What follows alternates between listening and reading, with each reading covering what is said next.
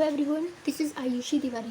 Friends, आज की मेरी वीडियो बहुत दिनों के बाद आई है, आई नो, बट आज मैं आप लोगों के लिए इंग्लिश के कुछ इंपॉर्टेंट टिप्स को लेकर के आई हूँ। फ्रेंड्स, वीडियो को स्टार्ट करने से पहले अगर आपको मेरी वीडियो अच्छी लगे तो प्लीज़ इसको लाइक, सब्सक्राइब एंड शेयर करना ना भूलें। तो चलिए आज हम स्टार्ट करते हैं इंग्लिश का टॉपिक, जो कि है नरेशन। नरेशन का मतलब होता है कथन, यानी कि स्पीच। तो फ्रेंड्स, क्या आपको पता है कि नरेशन क्या होता है? अगर हमें किसी से कोई बातें कहनी होती है तो या तो हम उसे डायरेक्टली वे से कहते हैं या फिर इनडायरेक्टली वे से। जैसे कि अगर मान लीजिए कि मेरा कोई फ्रेंड है, जैसे मेरी फ्रेंड है शीता, तो उससे मैंने कहा कि तुम जा कर के राम से कह दो कि मैंने ये काम तुमसे करवाया है या फिर मैंने उसको बुलाया है। तो सीता क्या कहती है, राम से जा कर के कहती है कि मैंने, यानी कि मेरा कुछ भी जो नेम होगा, कहे कि उन्होंने कहा था कि वो तुम्हें बुलाई है, तो वो उसका इनडायरेक्टली वे हुआ। लेकिन जो मैंने सीता से कहा ये मेरा डायरेक्टली वे हुआ। तो इसके आधार पर ये जो नरेशन होता है वो टू काइंड्स के होते हैं, एक डायरेक्ट नरेशन, एक इनडायरेक्ट नरेशन। जब हम किसी से अपनी बातें एकदम परफेक्टली वे से डायरेक्ट कहते हैं तो उसे डायरेक्ट नरेशन कहते हैं, और जब उसे हम इनडायरेक्टली वे से कहते हैं तो उसे इनडायरेक्ट नरेशन बोलते हैं। अब डायरेक्ट नरेशन क्या होता है? इसमें कहा गया है कि in the direct narration the speakers words are quoted, कि यानी क्वटेड का मतलब होता है जो हम डायरेक्टली वे से कहें, और इनडायरेक्ट नरेशन में होता है कि in the direct narration the speakers words are manipulated और ट्रांसफॉर्मेशन, यानी कि वो स्थानांतरित करता है। मैंने किसी और से कहा और उसने किसी और से जा कर के कहा।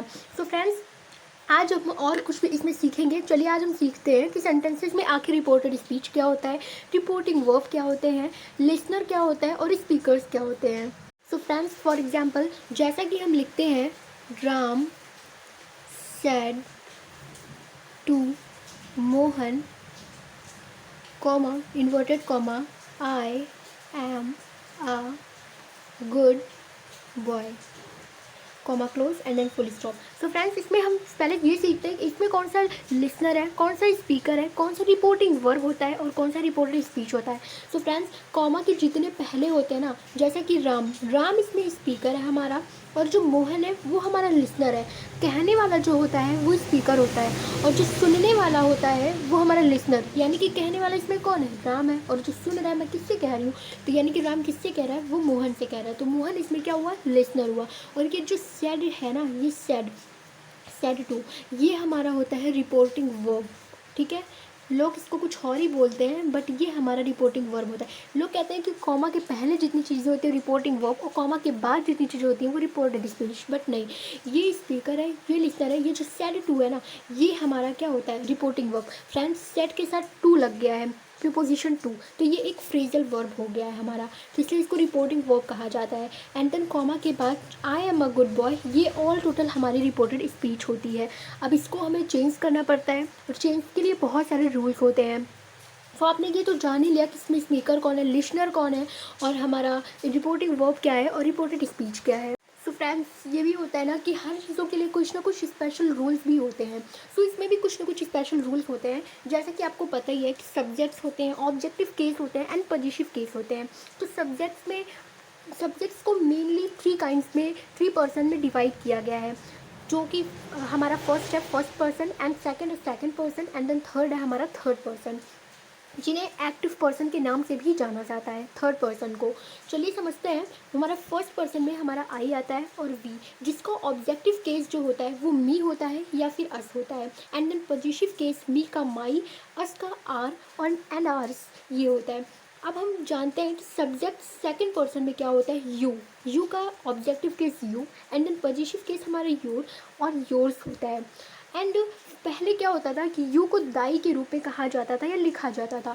सो हमारा सेकंड पर्सन में ये भी आ जाता है, यू का ही एक फॉर्म है दाई का ऑब्जेक्टिव केस होता है दी, एंड पॉजिटिव केस होता है दाइन, एंड हमारा थर्ड पर्सन आता है जिसे हम एक्टिव पर्सन के नाम से भी जानते हैं, जिनमें आता है दे, ही, शी और इट।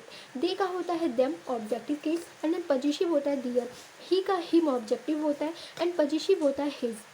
शी का objective case her and positive case भी हर ही होता है, और इट्स का क्या होता है, ऑब्जेक्टिव इट होता है एंड पॉजिटिव केस हमारा इट्स होता है। फ्रेंड्स, आज मैं आप लोगों को एक छोटी सी एक स्पेशल टिप्स बताने वाली हूँ कि what's the difference between its और इट्स।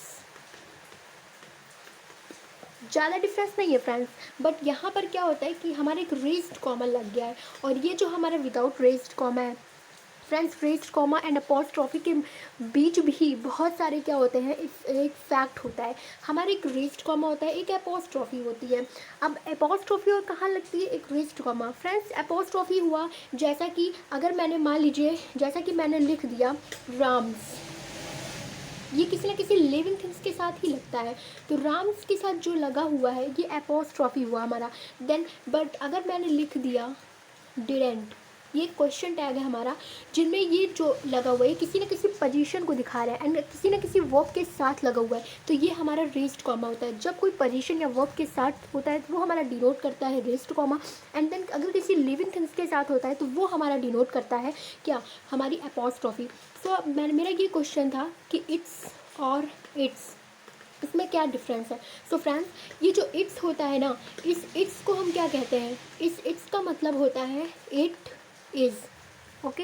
एंड ये जो हमारा इट्स है इसका मतलब होता है इट्स, यानी कि उसका या इसका, यानी कि क्या होता है कि जैसे कि कोई नॉन लिविंग थिंग्स होती हैं, बर्ड्स, एनिमल्स, इन सब चीज़ों के साथ हमें इट का यूज़ करते हैं, तो ये एक पॉजिटिव केस के रूप में हमारा यूज़ होता है। बट ये जो हमारा इट्स होता है इसका पूरा मीन्स होता है इट और इज़।